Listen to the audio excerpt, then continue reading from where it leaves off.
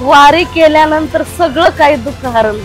विठ्ठल विठ्ठल विठ्ठला हरी ओम विठ्ठला। मनुष्याला आयुष्य फक्त 100 वर्ष। समाज जागृत पांडुरंगाची वारी केली पाहिजे। पण शंकर अनादिकालापासून सगळ्यात पहिले वारकरी ते आहे।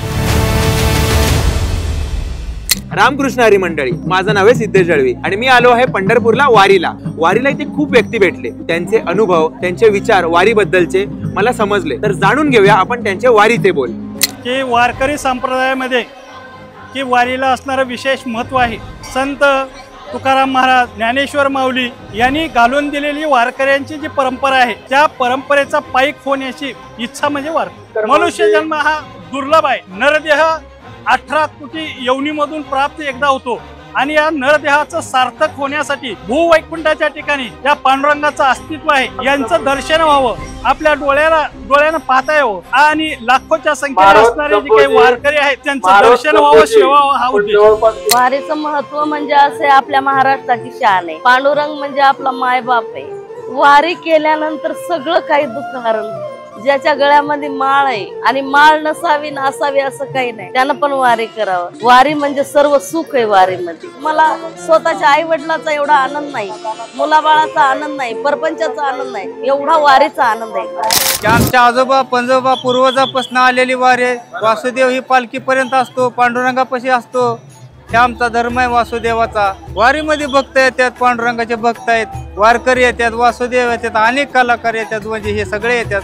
वारीचं महत्व म्हणजे परंपरा आलेली आहे, ते चालणारच। वारीचं महत्व म्हणजे दर्शन करता येतो आम्ही आता कंटिन्यू करणार। आमचे मुलं करत नाहीत, काय जे केलं त्यांचं चांगलं आहे, केलं पाहिजे।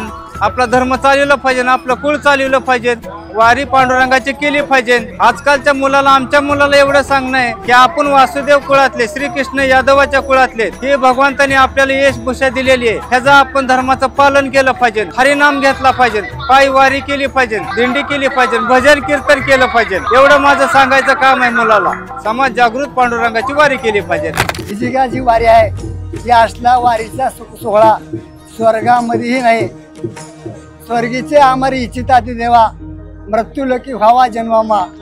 तर या मृत्यूलोकामध्ये काय आहे, तर या मृत्यूलोकामध्ये या साधू संतांची भेट आहे, सज्जनाची भेट आहे, हरी कीर्तन आहे।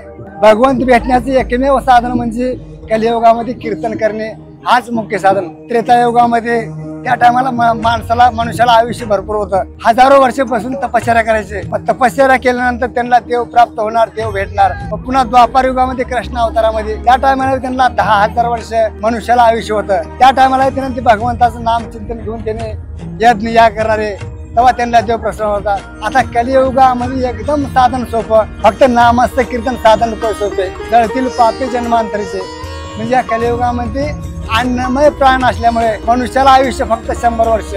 तसे परमार्थही करण्याचं साधन एकमेव मार्ग या साधू संतांनी आपला वारीचं महत्व आपल्याला या ठिकाणी सांगितलेलं आहे। रिंगण म्हणजे हे काय, जसं काय एखादा आता उभे आडवे अशी जे रिंगण होते माऊलीचे, त्या 184 योनीमधून फिरून फिरून जसं माणसाला नरदेह प्राप्त होते, साधूच्या संगतीमुळेच भगवंताची प्राप्त होत आहे। आता आपला भावबंधनापासून सुटायचं जर उपयोग म्हणतात साधू संतांच्या चरणालाच आपण लीन व्हावं लागेल, इतर कोणतंही साधन आपल्याला सोपं नाही। आता या भगवंताच्या साधूची जर आपल्याला भेट झाली तर पाप जाते, ताप जाते, दैन्य जाते आणि सगळंच उडतंय। म्हणजे तपामध्ये नाही, आपण दान धर्म केलं तर नाही, आणि तीर्थयात्राही जरी केलो तर त्याच्यामध्ये आपल्याला महत्व नाही। तर एवढं महत्व या वारीमध्ये या साधू संतांच्या चरण कमलानं आपल्याला प्राप्त होतंय। भगवान शंकर अनादिकालापासून सगळ्यात पहिले वारकरी ते आहे।